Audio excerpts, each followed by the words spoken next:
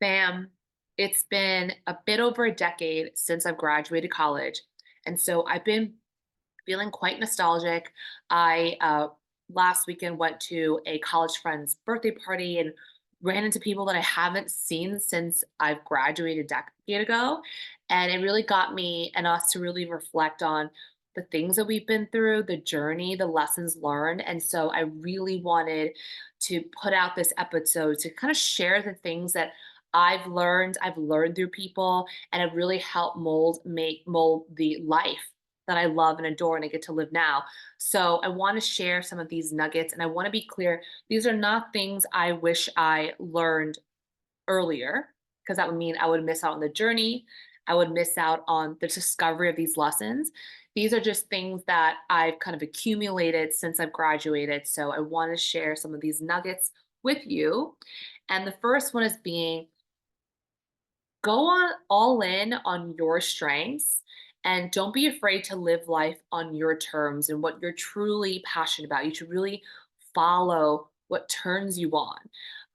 I graduated from NYU Stern, and it is when I graduated, it was a very finance forward, um, very much, you do investment banking after you graduate or die. Like that was the way that we were trained.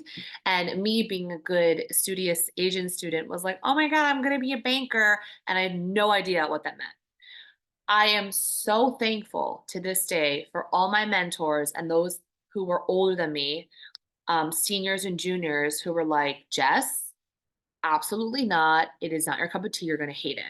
And I remember inquisitive me was always asking these um, peers of mine being like, why not? Why, what, you think I can't do it? And it became kind of like a, whoa, am I not good enough? Versus really asking those questions of what a day to day life would be like. And when they honestly laid out what they did day to day, if I got a internship for banking, I probably would have quit day two.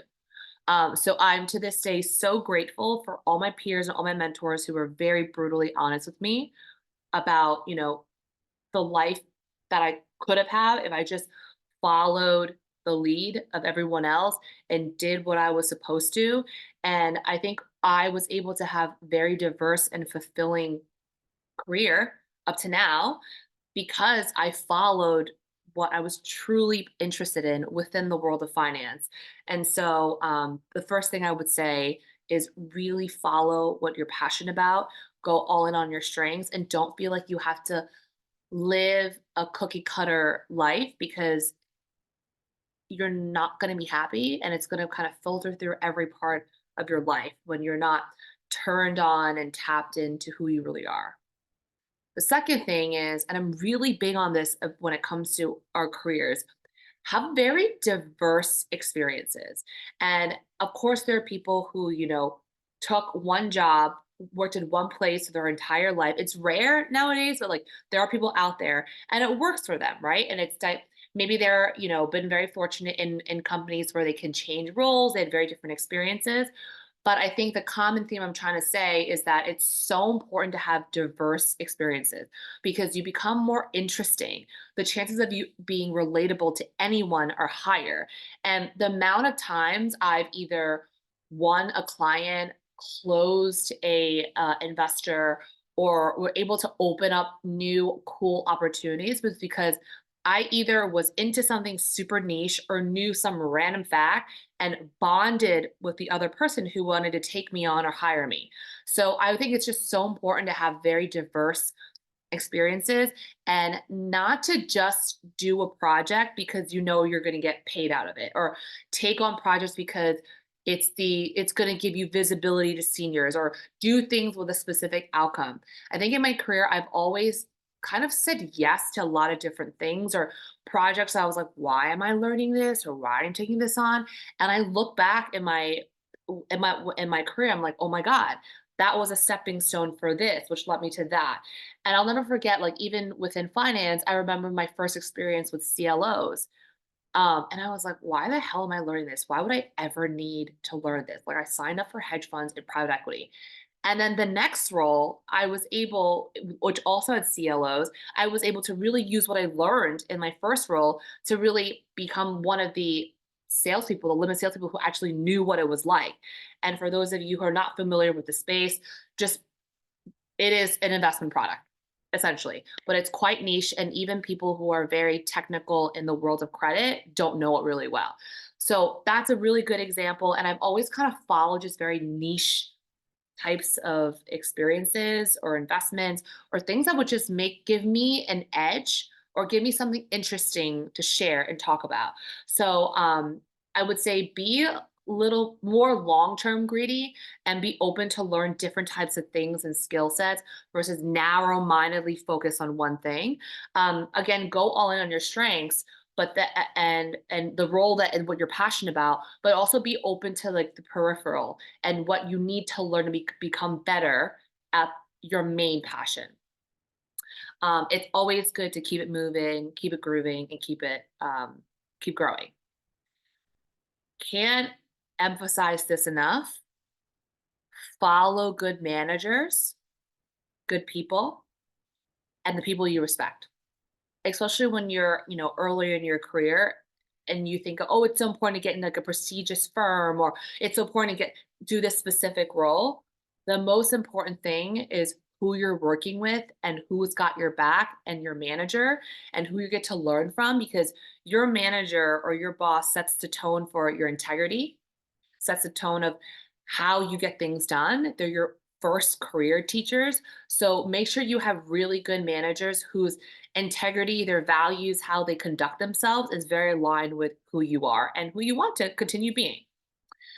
Next one is so important that I feel can't emphasize enough because I see so many people struggle with this, and there is no stop button, which is live now every single day. So the amount of times I see people like finally enjoy their favorite restaurant or finally go on a date or finally take that trip, or finally whatever, once they get that promotion, once they get that bonus, once they blah, blah, blah, once they lose the weight, life and time doesn't stop for anyone. And you just really don't know how much time you have. And the amount of people I've seen give up their entire life and their happiness for a promotion, for a bonus. Like, okay, you made what, say 100K more. What are you gonna do with that? Like buy a few cool things, invest in it, but then you literally lost a whole year of true happiness, moments you can't get back, time with your loved ones. So I just think it's so important. Like I have this 8 things or 8 buckets I work on every day, no matter what. And one of those buckets is I always do something fun for myself every single day that has no utility or purpose beyond just making sure I'm happy and having fun. And I really encourage, like, it's so important to work hard, of course, but also make sure you're enjoying life. I mean, that's extremely important. Next thing is kind of similar, but like mindset and health over everything. I remember I was 25 or 6, one of those ages, when I first got shingles. And for those of you who are not familiar, shingles is something, it's like a rash that you get when you're super high stress and anxiety. And you usually get it when you're like 50 plus. So my doctor was like, first of all, every time you walk into my office, you're literally so stressed out and you won't get off your phone and you are just like, I could tell your anxiety's through the roof, and it's not a surprise that you got shingles. Shingles was the best thing that happened to me up to that point because it made me reflect, and I told myself I'm never going to put my health or my mental health over any job or anything. And it wasn't even like my bosses or like the people that I worked with, the workload was out of control. I think I just put so much pressure on myself to like literally, I would sleep with my phone on my chest because if a client overseas or in Middle East, a different time zone, were to like send an email, I want to be the first one to answer it, right? Psycho, unnecessary. So I think it's sometimes just also check if you're someone that's such a perfectionist and you always want to put your best foot forward. Just make sure you're not taking it to the extreme because mindset and health, you can't have a life without your health and a good mindset. So just prioritize that over anything. Next one's very simple and obvious. Do the hard things first. Do the things you have to do that you're like dreading to do first, because we tend to procrastinate, we tend to like put it to the last. Every time you kick it down the can, you're going to actually amplify the annoyance. You're constantly going to be thinking about it anyway. So I do the hardest things first, and I can just enjoy my day. And it's always a lot easier and effortless than we imagine it to be in our head. Like we think of, I think stigma, the way we're raised, or like the way that we've thought about certain things, like doing taxes, or I don't know, if you're not into like cleaning, or kind of like boring task. I'm always like, if you got to do it, just get it done now, and then you can have the rest of the day, rest of the weekend to enjoy it. So I'm always about doing the hard things first. And also, you train your brain to say, when I say I'm going to do something, I'm going to do something. And it also gives you confidence when you crush the things that you were dreading or you thought it was going to be hard. You gain more confidence to do other things and do it faster. So big believer on that. Um, Seasons, sometimes there are seasons to people in friendship, and you don't need to overextend your stay in relationships that are expired, and you don't need to let people overextend their stay. Um, People are kind of sometimes like, a stop. Think of a bus, and you have kind of different stops along a bus ride, right? Sometimes people are supposed to get off on the first stop, and you had 5 shared minutes with them. Some people get off, at the end of the station, and that may be in 2 hours later or longer in your life. Um, be very mindful, and when within your gut someone has overextended their stay in your life. Um, Trust your intuition on that. Highlighted this before, but things always work out than what our fear-based mind thinks. Whether it's tasks we want to do, like scenarios, or when you're going through a thick of a challenge, it's very natural for us to think of the worst case scenario, because making sure that we're aware of all our fears and the downside keeps us alive. So our very, I would say, caveman brain still does that to us. But what I really learned is like things always work out and work out better than we expect. So think of the best case scenario. That's what I do now. I think of the best case scenario. I work towards a best case scenario, and that has really changed a lot of my outcomes in different scenarios in life. The nudges you ignore get louder and louder. And they won't go away until you just do something about it. So you get a nudge that you should start that business, it never goes away until you do it. If you get a nudge that your boyfriend's not good for you, you're going to get that nudge until the shoe drops and something happens and you have to break up with him, right? I think, again, back to intuition, we all are very intuitive. We've just been taught not to listen to it or question it because we're like, oh, I don't have physical proof for this bad thing to happen or whatnot. That feeling, that gut feeling, not the fear-based mind. That's why it's very important to train yourself to see the difference between intuition versus fear, right?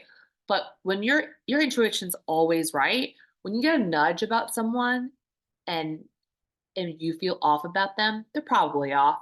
Move accordingly. If you get a nudge at like, oh damn, I really like pastries, and I had this vision of me creating a bakery, and it's going to have this specific niche, and it's going to also help me bring in a second stream of income, and it would also make me derive a lot of joy because I can make it a lot of themed weekly events and bring cool people in. It's like that doesn't go away. So follow the pings and follow the nudges in your life. um, this is also really big. Be clear what's going to make you happy, like long term, truly happy, and make sure and what is going to serve your purpose, and spend your energy and money on that. We all know when we kind of blow money on stupid things, we're like, wow, what a waste. It just feels so like icky. We kind of feel guilty. We're kind of like, what did we just do? Or versus when we spend money on things that we're like, wow, what a good investment. Wow, an amazing time. Money is energy, right? So when you pay for something, you're literally giving that thing more energy. So be mindful of how you're spending your money and making sure that the things you're buying and you're investing in is really for your highest happiness and your highest purpose because it just feels differently when you spend money in a good way that aligns with you. Um, Next one is you need to trust your journey. I think people forget that challenges are gifts. They're not here to freak you out. They're actually here to make you stronger. They're actually here to make you better. And I think oftentimes we're so caught out on the outcome and I'll be happy when I get this. I'll be happy when I get that. I'll be happy when. Be happy now. Like where you are right now is exactly where you're supposed to be. And I know it's very hard for people who are very future oriented and goal oriented to be like, well, things are not perfect now because I should be over there. But you have to trust that you're gonna get there. That's why you had that vision. But currently you're here. And if you're here and you're fully here, you're gonna trust and get the pings of what's the next step, the next steps to take to get there. But you are exactly where you're supposed to be. And I think when I really let that sink in, changed my life. I was no longer running away from my current reality. I was thinking, this is my moment to literally live the best version of me. And then every moment as time progresses, am living the best version of me. I ultimately got where I wanted to be, but oftentimes even better. So trust your journey. Um, Two more. I would say that if you are, and if you're watching this, you definitely are. If you are very career oriented, you're very, a lot of goals you want to achieve. You're a doer. You think like taking a break is lazy. One of the biggest lessons I've learned last year, and man, I was like in my 30s when I learned this. The beauty is in being, it's not in doing. So if you think about when the vacation version of you, right? When you're able to let yourself relax and chill and slow down and whatever, or just do things that make you happy with no clear purpose, like there's no clear like utilitarian reason for it, right? You probably obviously are the most joy, but you probably also got downloads for like things you should do next, right? You probably heard your pings, your intuition better. You probably got really cool ideas when you slow down. I always thought I had to do in order to get. But what I've learned is that you do when you get the pings, right? And when you're in stillness, when you're in silence, when you're meditating, when you're alone, ideas and things come to you and you can be more in flow versus forcing, right? And I think when you're quiet and you're in your being, you actually hear what you want and the next steps more clearly when you're alone. So beauty is in the being and to embrace the little moments because I bet you your happiest memories are little moments when you first catch the eye of your true love and that spark became the beginning of a beautiful love story, right? When you had a parent say to you, I love you, or I'm proud of you, or someone who's deeply hurt you say, I'm sorry, right? Or you finally sharing a very beautiful, vulnerable, intimate moment with someone close to you. It's always those little moments like laughter with people that you remember and you replay that award, that bonus, that client, that milestone that you hit when it comes to your career or money or accolades or all the success and all that good stuff doesn't last as long, right? Because once you get it, you want more and you want more. So be here, be present because the beauty is in this moment and you want to embrace it. You don't want to miss it. And the biggest thing I've learned, and it's funny because I had people tell me otherwise, and they're like, "Oh, college is the best years of your life. Enjoy it. Like once you start working, it's going to be different. You're not going to be as carefree." That was probably the biggest lie I've been told when I was in college. The biggest thing I learned from the journey since I graduated is life gets way better after graduation. Way better. I look back now and I'm like, wow, I got to do this. I got to experience that. Wow, I was lucky to have that. Wow, that happened. Like I couldn't, my little human brain could not even imagine a tenth of the beautiful things I got to experience and enjoy so far in my life. So that is a wrap of the biggest lessons and epiphanies that I've learned since I've graduated. And do comment on what resonates with you the most or what other things that you've learned post college, because it's always interesting to hear other people's perspective. So I hope you guys have a wonderful rest of the week and an amazing start to this beautiful spring weather.